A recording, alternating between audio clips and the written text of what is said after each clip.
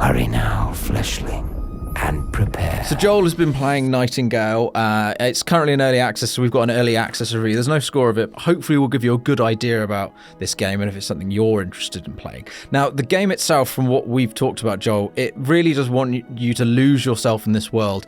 But there is one aspect which I found very funny, and you found very funny as well, which is actually kind of annoying. Can you give me a little bit of a taste of what is frustrating about Nightingale? Ah, Nightingale, is it thus which thou be ranging in the mottled undergrowth with such lupine countenance for want of bearing witness to mine merited judgment? Forsooth, I entreat thee, prithee spy upon yonder amble-dappled horizons. 'Tis a survival crafting game. Touched by the Fae yet foust. Yeah, I'll stop. I'll stop. I think we've lost about half of the people that are currently watching and listening already. So much more of that I wrote. So Joel's written preview version, which you can read on the website, starts with that because the game talks to you like that. Yeah, I mean, not the whole game. Your primary support character, Puck, yeah, who's your Na'vi equivalent, who walks you through it. I mean, there are other characters who are a bit less verbose. But more importantly, he gives you quests, and he says, you need to go and do this. But he doesn't say, you need to go and do this. He does it in that language. So you're like, well, what? Well, that language is very atmospheric of what the game is, which, for those who don't know, it's a survival crafting game set in a series of worlds that are meant to have a fairy tale Midsummer Night's Dream kind of vibe. Victorian-esque. The Fey realms. Oh, right, yeah. It's an alternate history where humanity had contact with this mythical realm, and then something bad spilled over into humanity. It's not especially clear. And you are a refugee from our world who enters the Fey realms to escape. And you're a kind of Victorian-esque explorer with pith hat and musket sort of vibes.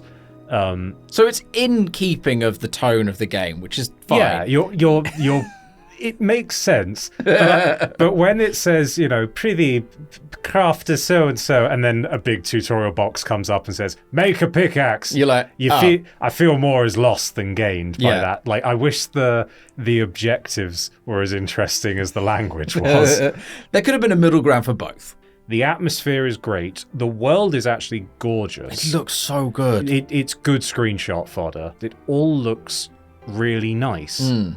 Which is why it sort of kills me that the game that you're playing isn't that fun. The mechanics are not as creative as the world and the environment and the creatures are.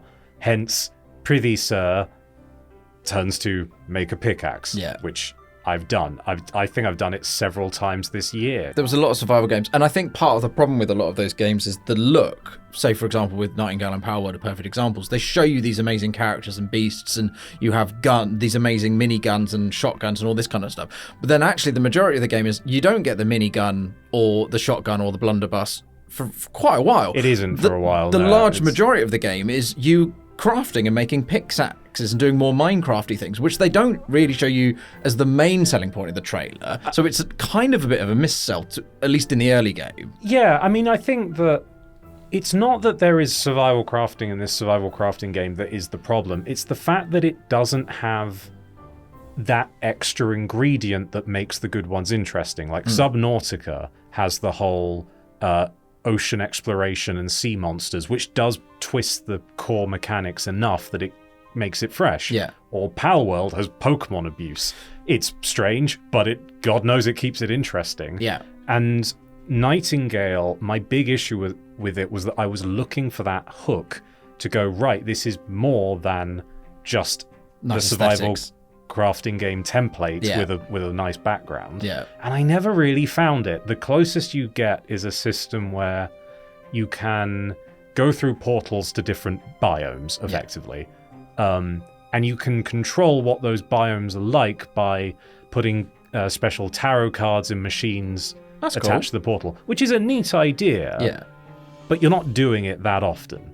Oh, okay. Like it's you use it to create the biome, and then once you're there, it has those rules, and then every biome has one machine in it that you can do minor modifications to it on, like turn the difficulty up or the gravity down, that kind of thing. Okay. Which is a cool idea. I kind of wish the game made more of it. Yeah. I kind of wish I could just pull a tarot card at any point like a huckster in Deadlands and just go, bam, effect. Yeah.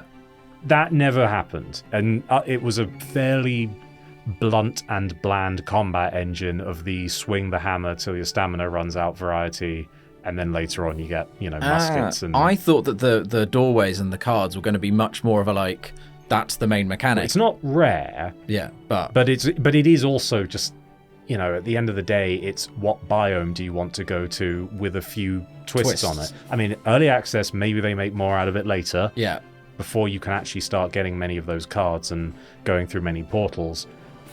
They were rough. It was really just make a campfire, make a pickaxe, make a bed, kill a deer, cook some berries. I'm like, I've done this. I've did this recently, multiple times. So let's say once you've put a certain amount of hours into it and you've got a house or a base, from the survival point of view, you're kind of like, you've hit that threshold of you're comfortable.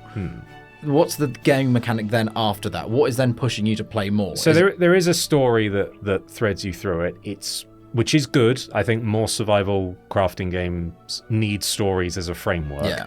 It works. It takes you through it. It explains the main mechanics. I didn't feel hugely emotionally invested. Right. I'm still working through it at time of writing. I'm about 20, 30 hours in. But at 20, 30 hours... Well, a long story isn't the problem. No, I'm just trying to find whatever is this next hook. Like, is it building up a team of pals, like in Power I'm World? still looking for it as well. That's what I mean. Which is kind of the problem. Yeah. Every biome you enter has challenges and temples that can be notionally interesting. Some of them are boss fights. Some of them have puzzles that might be fun for someone.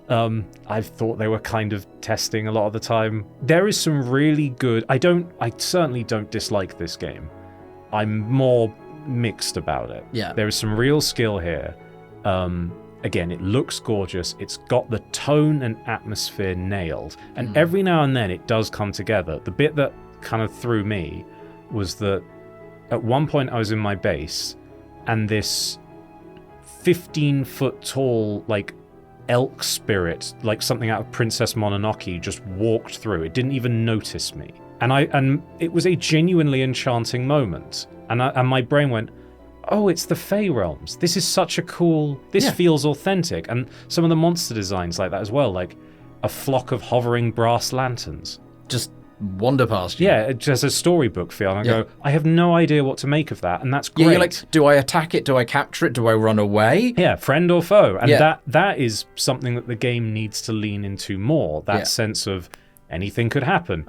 And Exciting. the variety that they can introduce with the Fey Realms, like, you can do anything. Yeah, you can, like, people should be able to expect anything. It is entirely possible that is all coming. Because this is another point. Again, early access. Yeah, that means a lot. It means bugs. It means server issues. It also means this is not the fin. Those were part and parcel. Oh, okay. But again, you're basically paying $27, I think it is. You are investing in an early access game. I would argue differently. I would say you're a QA tester.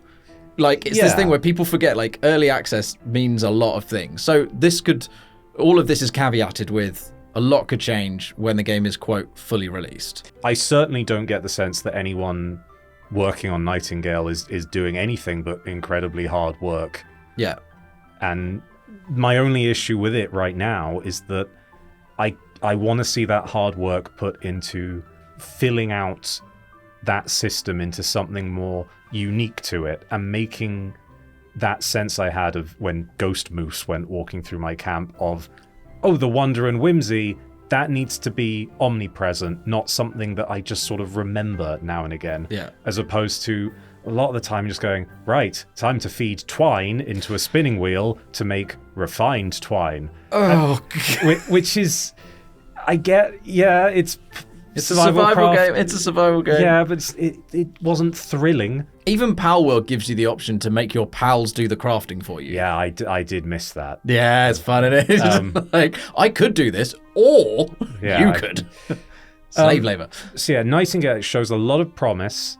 It shows a lot of talent, especially, and give those environment artists a raise. Yeah. Okay, so it shows promise. They have a great platform to start putting interesting things in.